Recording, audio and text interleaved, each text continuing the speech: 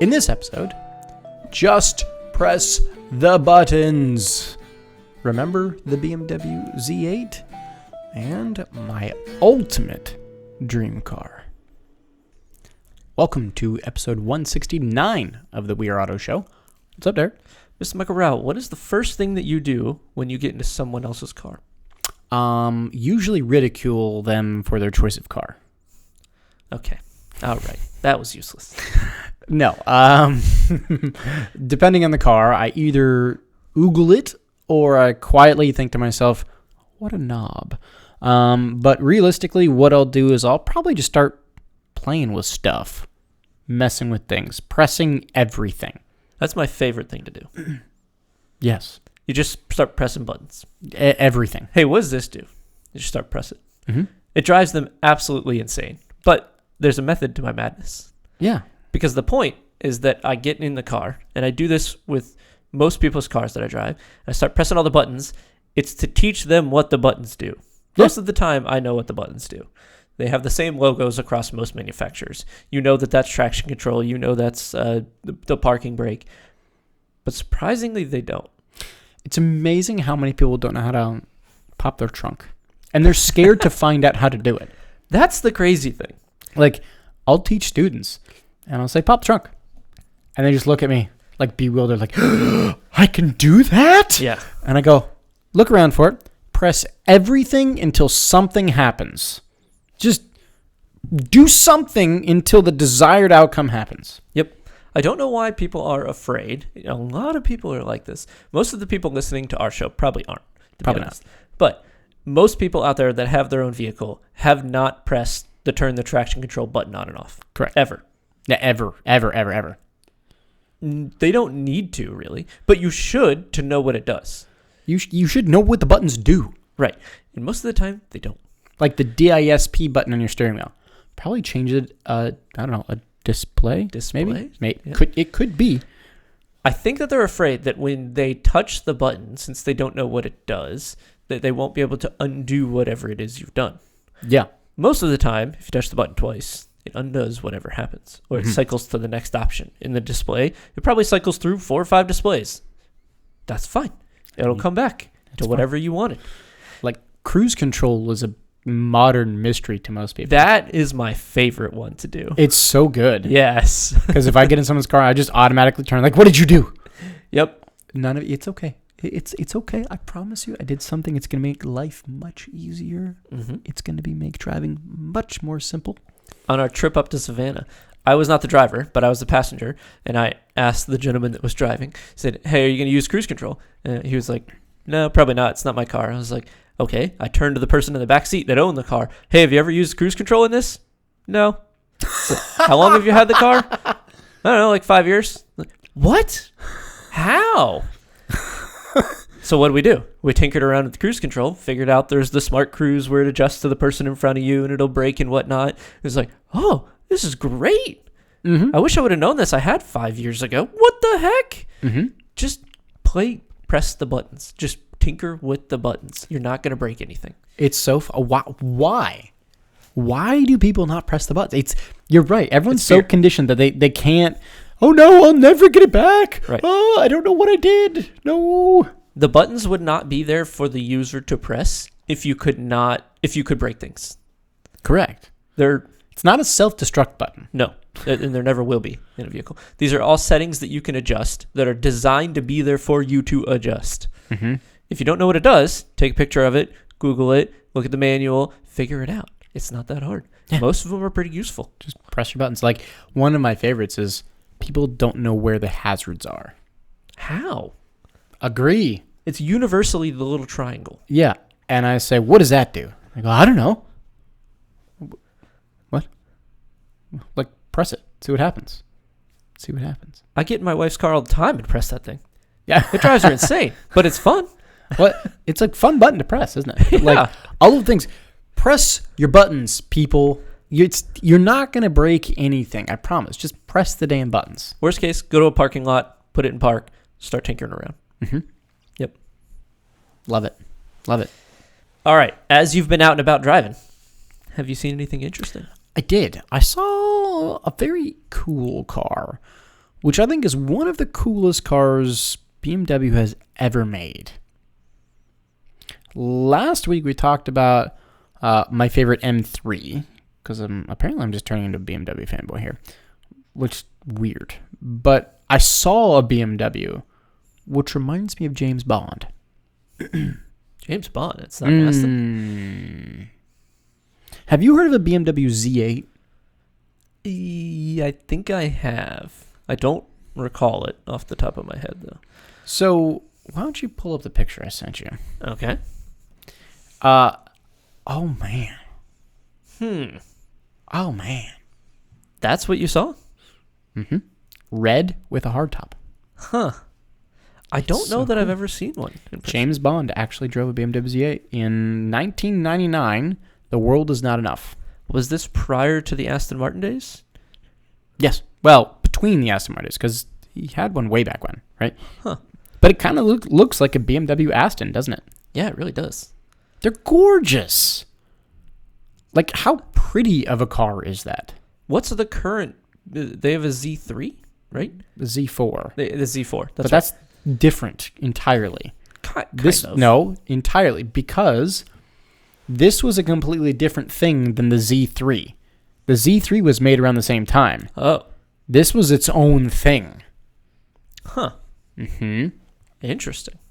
It was in James Bond, and it's so cool. Right. The Z3 would be the predecessor to the Z4. Mm-hmm. Okay. Yep. The Z3 was made at the same time as this, too. What's the deal with the Z8? It's just a different thing entirely. It was like its own thing. Huh. It's its own thing. Look how cool it is. Because it's the same small two-door, probably pretty big engine. Yeah. Design, almost kind of design. The exterior looks way different than a Z3 and 4, but it's way more pretty. Yeah, it is. It's like if they designed a Z3 or Z4 for a man.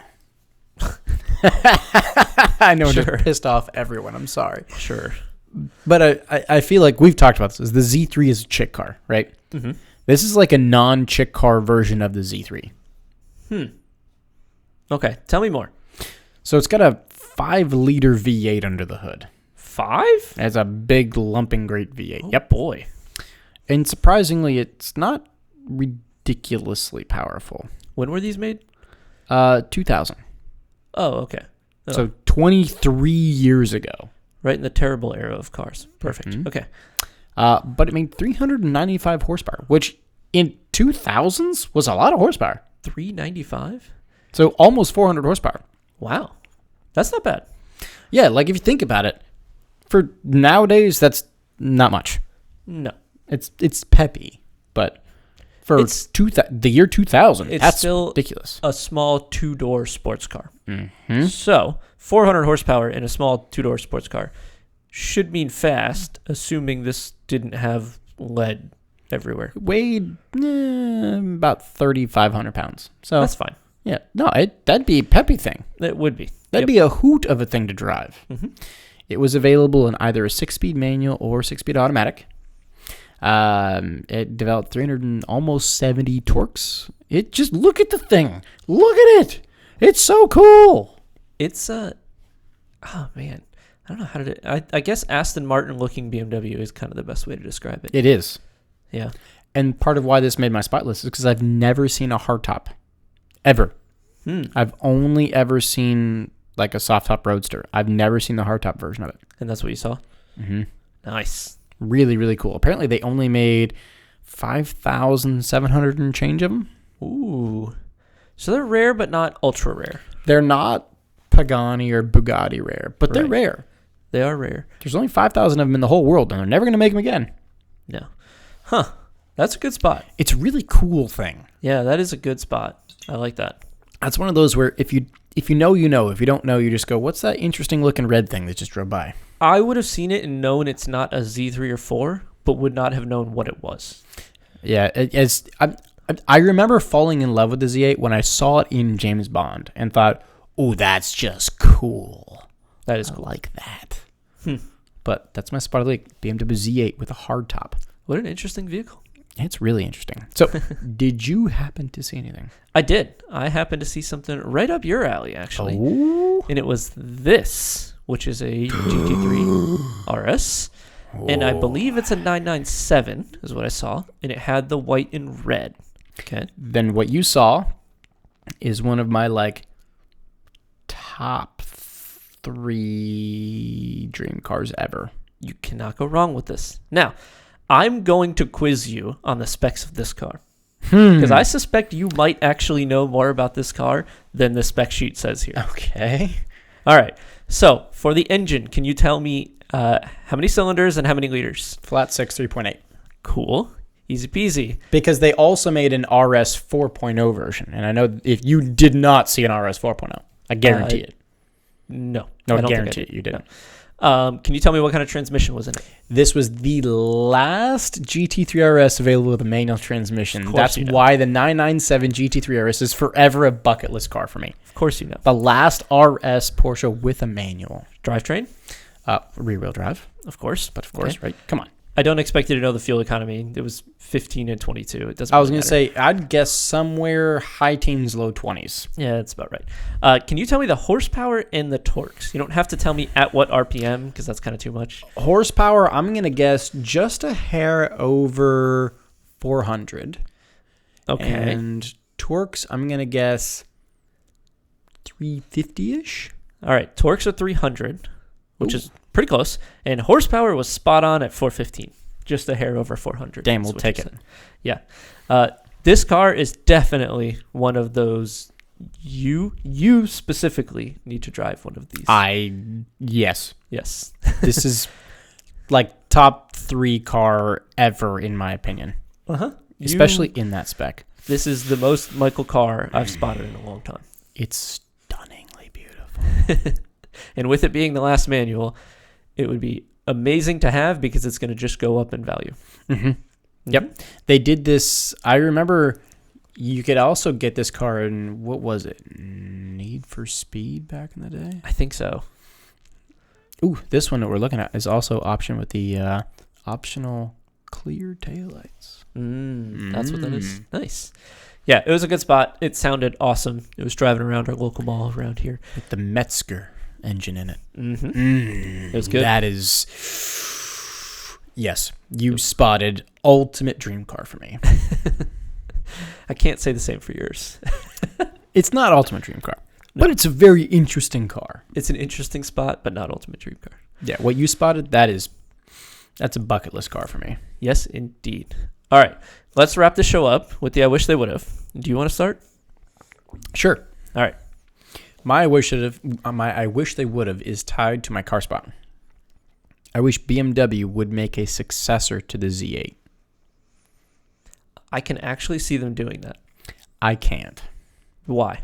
They're so pushed far away from anything that is that kind of feel now that they've gone full EV.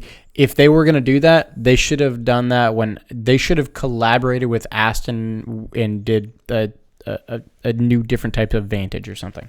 Feel? Yes. It will not feel the same. It will not have the same characteristics. Won't look at all nearly like a successor. Yeah, that's debatable. They could design it around that. They probably won't though. Would they is a different story. So here's why I think they won't. Another part. So what is James Bond as an individual? The hero, right? Yeah, but have you watched James Bond at all? I don't think I've seen one, no. Oh my God. Derek. Good Lord, man. So James Bond is a spy. 007. Right. Okay. He is how do we describe him? He is a manly, he is a smart, cunning, very, very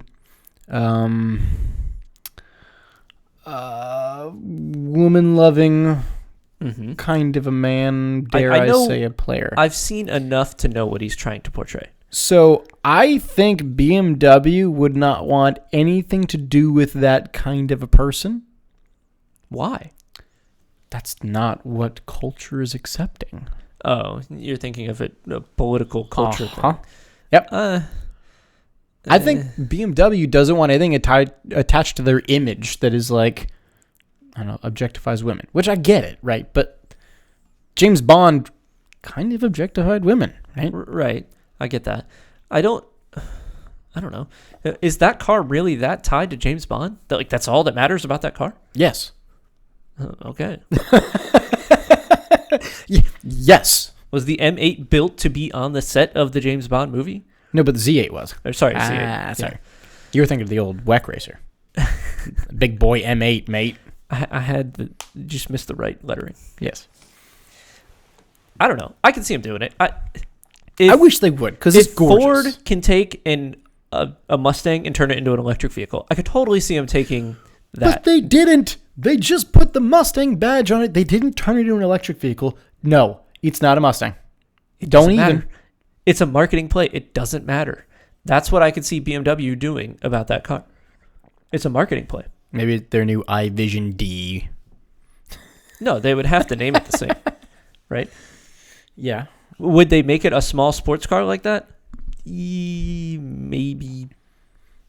8 to 10 years from now? Maybe. I don't think anytime soon. Not as an EV. Would it be cool if they brought it back? Yeah. It'd be really cool. Yeah. That'd be sweet. That's my wish they would have. It's never happened. Do you have one? I honestly don't even think you wish they would bring it back. Because they'd bring it back as something weird. Really weird. You're right. It would take the movie fame out of it for you. I think you're probably right. Yeah. I think you're probably right. Yeah. That'd be weird. Do you have any wish they would have? I do. So, I wish that the dealer, when you buy a car, the person who sells you the car, the salesman or whoever, sat in the car with you and pushed all the buttons and told you, this is what this does. Here's what this does. Let's go on a drive. We're going to push all the buttons. We're going to turn off traction control. We're going to turn it back on. We're going to make sure you understand it before you leave the lot so that you, when you get this car, know the limits of what this car can do. That's way too logical. They should. They won't. But they should. They should. They should. But they won't. No, because it's time and they don't care and they get paid off commission. And that's a whole dealer franchising model problem. And I will say, even the other manufacturers that don't have the dealer franchising model problem, the Rivians, the Teslas, the Lucids, they don't do it either. True. I heard a story that when you take delivery of your Tesla, you walk in, you have the Tesla app on your phone, you have an appointment to get the car, you walk in. Since the phone is in proximity of the place that you're going to pick it up, they know who you are when you walk in. Kind of creepy. And then they say, yep, your car's ready. Go ahead. That's it. And you walk up, and you can unlock it with your phone, and you're good. What? Yep. That's the extent of picking up your Tesla. It can be completely hands-off. Wow. That's so unwarm and heartfelt. It really is. It really is. That's so cold. Not. It's That's really so cold. It is not. For the generation that is growing up, I wouldn't say it's bad, though. Because person-to-person communication is like slowly eroding away. That's so sad. Yes. Have you tried, I don't want to sound like an old man, but have you had to try to have a conversation with a young person now? It's tough. It is it's tough. Difficult, man. Yeah. It's tough. I don't know. That's just the way of what is happening right now. And I wish that they would sit you down, push all the buttons, teach you to not be afraid of it, and to at least have the willingness to try it. Yeah. Press this button. Press that button. See what happens. Right. Fair point. I like that one. That does make sense. Mine doesn't make a lot of sense, but yours makes sense. That's okay. So you got anything else for episode 169? I do not. Cool. Well, in that case, thanks so much for watching and listening. If you're watching on YouTube, please leave us a thumbs up and drop a comment on the video. Let us know, what do you wish they would have? And if you're listening on audio, send us your I wish they would have via social. Facebook is We Are Auto. Instagram is We Are Auto _. YouTube is We Are Auto. And our website is weareauto.io, where you can go to catch some of your favorite past races. So thanks again. Catch you guys in the next one. Peace.